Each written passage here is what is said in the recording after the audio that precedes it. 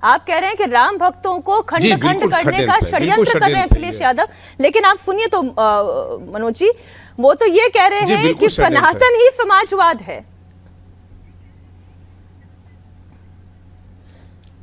नहीं, बिल्कुल उनको कहना चाहिए इस्लाम ही सनातन है, समाजवाद है, ये कहना चाहिए उनको कहना चाहिए तमाम जितने हमारे धार्मिक ऐसे धर्म को मानने वाले लोग हैं, शायद समाजवादी पार्टी ये हिम्मत कर सके कि उसके साथ भी वो समाजवादी जोड़ सके। अगर वो उसे जोड़े तो मैं उन्हें धन्यवाद दूंगा। अगर वो उसे जोड़े और कहे कि मैं मथुरा में भगवान श्री कृष्ण का के जन्म स्थान पर मंदिर बनाने की मांग करता हूं, तो मैं आगे बढ़ करके उन्हें धन्यवाद दूंगा। वो इसको स्वीकार करें कि राम भक्तों पर हमने गोलियां चलवाई थी, उसमें तमाम राम भक्तों की जान गई थी। आज समाजवादी पार्टी उसके लिए माफ़ी मांगती, मैं उन्हें धन्यवाद दूंगा। वो कहें कि हम शर्मिंदा हैं कि हमने रामचरितमानस को अपनी देख रेख में जलवाया था, ये कहें, हम उन्हें धन्यवाद देंगे। वो कहने का साहस करें कि और करने का साहस करें कि जिस समाजवादी पार्टी के राष्ट्रीय प्रवक्ता ने ये शब्द कहा हो कि ब्राह्मण से भली बेश्या, उसे समाजवादी पार्टी से जीवन पर्यंत के लिए निकाला जा रहा है। मनोज पांडे इसका स्वागत भी करेंगे, उन्हें धन्यवाद देंगे। क्या ये साहस है समाजवादी पार्टी के अंदर? लेकिन मनोज, क्या ये साहस है कांग्रेस के अंदर? और आज केवल आप ब्राह्मणों की बात बार बार कर रहे हैं, लेकिन अखिलेश यादव बहुत शानदार तरीके से इसी हिंदुत्व की पॉलिटिक्स को ब्राह्मण, यादव, दलित, पिछड़ा, इसमें खंड खंड करके अपनी पीडीए की पॉलिटिक्स आगे चलने की कोशिश कर रहे हैं।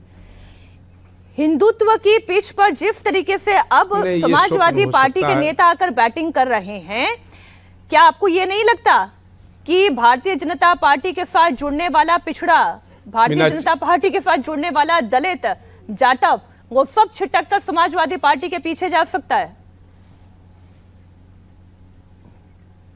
मीनाक्षी जी, इतिहास सारी चीज़ों का दृष्टांत रखता है। इतिहास कभी किसी चीज़ को भूलता नहीं और इतिहास को कोई मिटा नहीं सकता।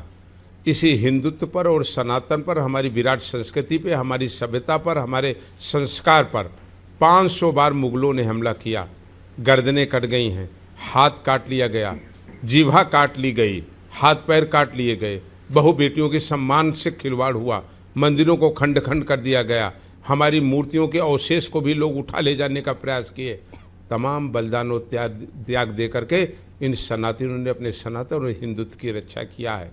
अगर वो औरंगजेब से लड़ लिया, औरंगजेब के अत्याचार का सामना कर लिया, तो अब ये कोई कल्पना भी न करे भारत के 100 करोड़ सनातनियों को उनकी भावनाओं के विपरीत कोई ले जा करके उसे खंड खंड कर पाएगा।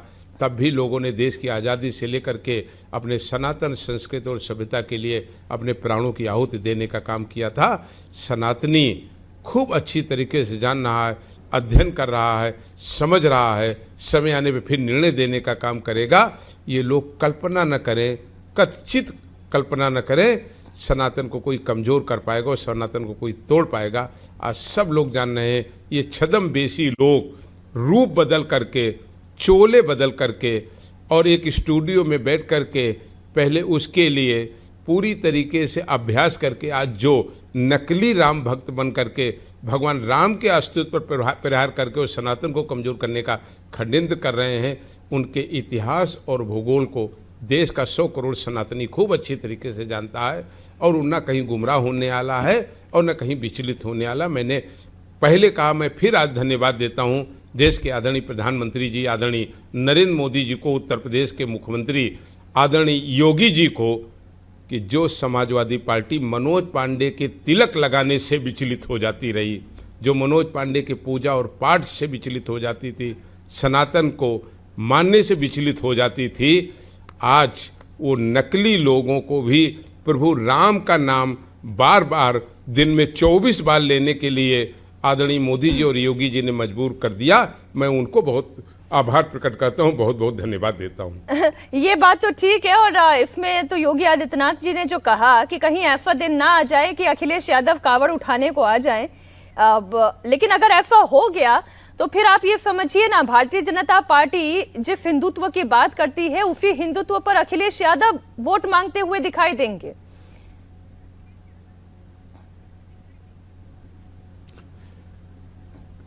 देश का सनातनी और उत्तर प्रदेश की जनता आज वो खूब अच्छी तरीके से जानती है राज्य का विकास कौन कर रहा है, सबको साथ लेकर के कौन चलने का काम कर रहा है, कौन सारे जात वर्ग और समाज के अंतिम पायदान पर खड़े हुए व्यक्ति के लिए न्याय देने की और न्याय दिलाने की बात कर रहा है और न्याय दिला रहा है।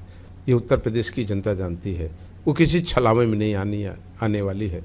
उत्तर प्रदेश की जनता जानती है कि जब उत्तर प्रदेश में भर्तियां होती थी पिछली सरकारों में तो क्या होता था।